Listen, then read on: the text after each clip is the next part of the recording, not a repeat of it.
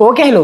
तो आज की क्लास में हम लोग जानने वाले हैं रदरफोर्ड मॉडल के ड्रॉबैक्स, कमियां, लिमिटेशंस। एक्चुअल में रदरफोर्ड मॉडल के बारे में तुमने छोटी क्लास में पढ़ा है, बट प्रॉब्लम मतलब बात ये है कि रदरफोर्ड मॉडल का जो ड्रॉबैक है वो इतना नॉर्मल नहीं है, इतना आसान नहीं है उसको एक्सप्लेन करना। मतलब सिर्फ ये बोल देना कि ये कमी है, नहीं। एक्चुअल में इस कमी को एक्सप्लेन करने के पीछे काफी सारी चीजें हैं।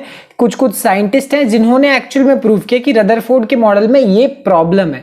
देखो, रदरफोर्ड का मॉडल पूरी तरीके से गलत नहीं है, बट कुछ जो प्रॉब्लम्स हैं उनके बारे में बात करते हैं। जैसे कि सोलर सिस्टम के साथ जो रिजेंबलेंस है। अब हमारा जो सोलर सिस्टम होता है, सन बीच में होता है और सारे के सारे प्लैनेट्स रिवॉल्व कर रहे होते हैं। सिमिलर तरीके से एटम में भी रदरफोर्ड ने यही बोला कि बीच में हमारे पास क्या होने वाला है, न्यूक्लियस, और आसपास सारे के सारे इलेक्ट्रॉन्स क्या करेंगे, रिवॉल्व करेंगे।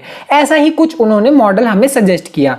और यहाँ पे वही वाली बात है कि जैसे सारे के सारे एलिमेंट्स जो होते हैं हमारे के साथ, मतलब सारे के सारे प्लैनेट्स होते हैं, उनके ऊपर ये फोर्स लग रहा होता है। ये न्यूटन्स का लॉ है, ये फोर्स का फॉर्मूला है Gm1m2/r²। फॉर्मूला तुम्हें नहीं पता मुझे तो भी चल जाएगा, कोई प्रॉब्लम वाली बात नहीं है। बट बिल्कुल ये फोर्स का जो फॉर्मूला, प्लैनेट्स के बीच में जो फोर्स लग रहा है, एग्जैक्ट सेम तरीके से इलेक्ट्रोस्टैटिक फोर्स का भी वही फॉर्मूला होता है। सिमिलैरिटी देखो, G की जगह K, M1 की जगह Q1, M2 की जगह Q2, R² और ये एग्जैक्ट लगभग जो फॉर्मूला बिल्कुल सेम है। ये फॉर्मूला तुम 12th क्लास के फर्स्ट चैप्टर में पढ़ोगे बहुत ही डिटेल में।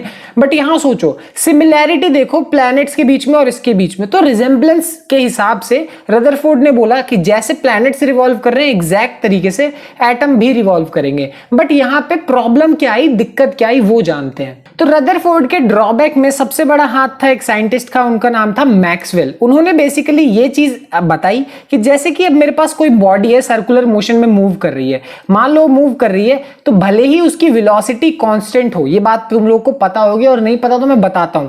अगर उसकी वेलोसिटी कांस्टेंट भी है, मान लो गोल गोल घूम रहा है 30 मीटर पर सेकंड की स्पीड से, तो अगर ये भी कांस्टेंट है, उसके बावजूद उसके अंदर जो एक्सेलरेशन होगा उसकी वैल्यू 0 नहीं होगी। ये बात अगर तुम्हें पता है तो अच्छी बात, नहीं पता तो मैं बताता हूं। एक्चुअली में बॉडी गोल गोल घूम रही है तो उसकी डायरेक्शन बदलती है। अब स्पीड जो होता है वो दो बातों पे डिपेंड करता है, एक तो मैग्नीट्यूड पे और दूसरा डायरेक्शन पे। भले ही मैग्नीट्यूड नहीं चेंज हो रहा, 30 मीटर पर सेकंड की वैल्यू चेंज नहीं हो रही, बट उसका डायरेक्शन कंटिन्यूअसली बदल रहा है। अभी यहाँ पे, अब यहाँ पे हो जाएगा, फिर यहाँ पे हो जाएगा। अब डायरेक्शन बदल रहा है तो यानी वेलोसिटी बदल रही है, और अगर वेलोसिटी बदलती है तो एक्सेलरेशन होता ही होता है।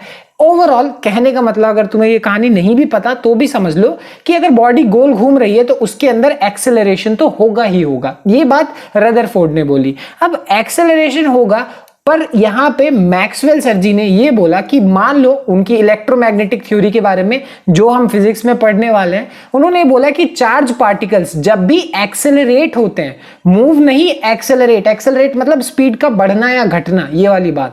तो जब वो एक्सेलरेट होते हैं तो वो क्या करते हैं, रेडिएशन एमिट करते हैं, इलेक्ट्रोमैग्नेटिक रेडिएशन एमिट करते हैं जब उनको एक्सेलरेट किया जाता है। अब खुद सोचो, जो रदरफोर्ड ने बोला वहां पे क्या हो रहा था कि जो इलेक्ट्रॉन्स है वो गोल गोल घूम रहे हैं। गोल घूम रहे मतलब वेलोसिटी चेंज हो रही है, वेलोसिटी चेंज हो रही है यानी एक्सेलरेशन है, और अगर एक्सेलरेशन है इसका मतलब उन लोगों को क्या नाम है, रेडिएशन को एमिट करना चाहिए। कहने का मतलब इसके हिसाब से, मैक्सवेल की थ्योरी के हिसाब से इलेक्ट्रॉन्स को, रेडिएशन को एमिट करना चाहिए। क्यों?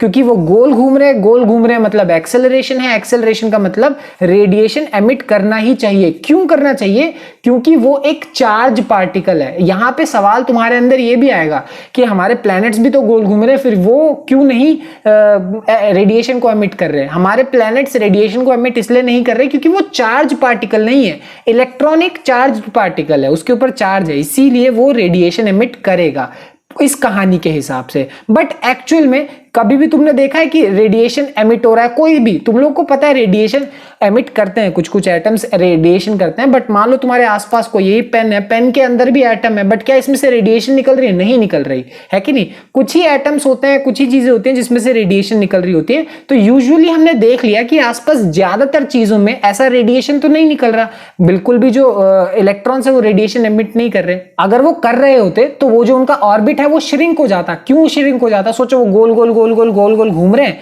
और कभी ना कभी उनकी एनर्जी खत्म हो गई। अब एनर्जी खत्म हो गई तो इलेक्ट्रॉन कैसा चार्ज है? नेगेटिव। न्यूक्लियस कैसा चार्ज है? पॉजिटिव। और पॉजिटिव भी वो बहुत स्ट्रांग है, वो उसको ऐसे करके अपने तरफ खींच लेगा, पूरी जान से अपनी तरफ खींच लेगा। तो प्रॉब्लम यहां पे ये आ जाएगी कि वो उसने उसको खींच लिया, एटम छोटा हो गया, मतलब तबाह हो गया, समझ लो इलेक्ट्रॉन घुस गया न्यूक्लियस में, तबाही मच गई। बट एक्चुअल में तुमने आसपास कभी भी ऐसा होते हुए देखा? नहीं होते हुए देखा। सिर्फ इसीलिए नहीं देखा क्योंकि इलेक्ट्रॉन्स कभी भी रेडिएशन एमिट नहीं करते।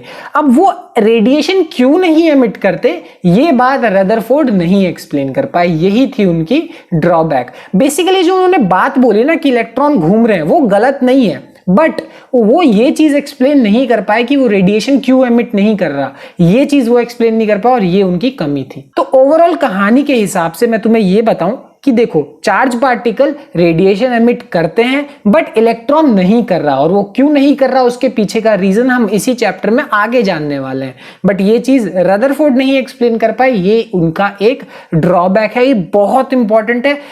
एक्चुअल में एग्जाम के पॉइंट ऑफ व्यू से अगर लिख के आ जाना तो छोटी सी चीज है, बट इसके पीछे की कहानी सोचो कितनी ज्यादा इंटरेस्टिंग है और मजेदार भी है, तो जानना जरूरी है तुम्हें डिटेल में। तो ये तो था एक ड्रॉबैक रदरफोर्ड्स मॉडल का, पर इसके अलावा एक और ड्रॉबैक है, और वो क्या है कि वो एक्सप्लेन नहीं कर पाए कि इलेक्ट्रॉन्स को डिस्ट्रीब्यूट कैसे किया जाएगा। ये चीज वो एक्सप्लेन नहीं कर पाए थे। बेसिकली तुम लोगों ने KLMN शेल के बारे में क्लास 10th में पढ़ा है, K shell, L shell, M shell, N shell, इसमें 2 होता है, 8 होता है, 8 होता है, 18 होता है, ये तुमने पढ़ा है। एक्चुअल में ये चीज भी गलत है। जब मैं 9th-10th को पढ़ाता हूं तब भी मैं ये बताता हूं कि ये चीज गलत है।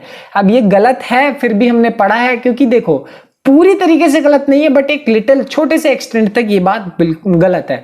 अब क्यों गलत है, कैसे गलत है, ये जो डिस्ट्रीब्यूशन है वो अगर ये गलत है तो सही क्या है, ये सारी बातें हम इस चैप्टर में आगे बढ़ते हुए देखेंगे।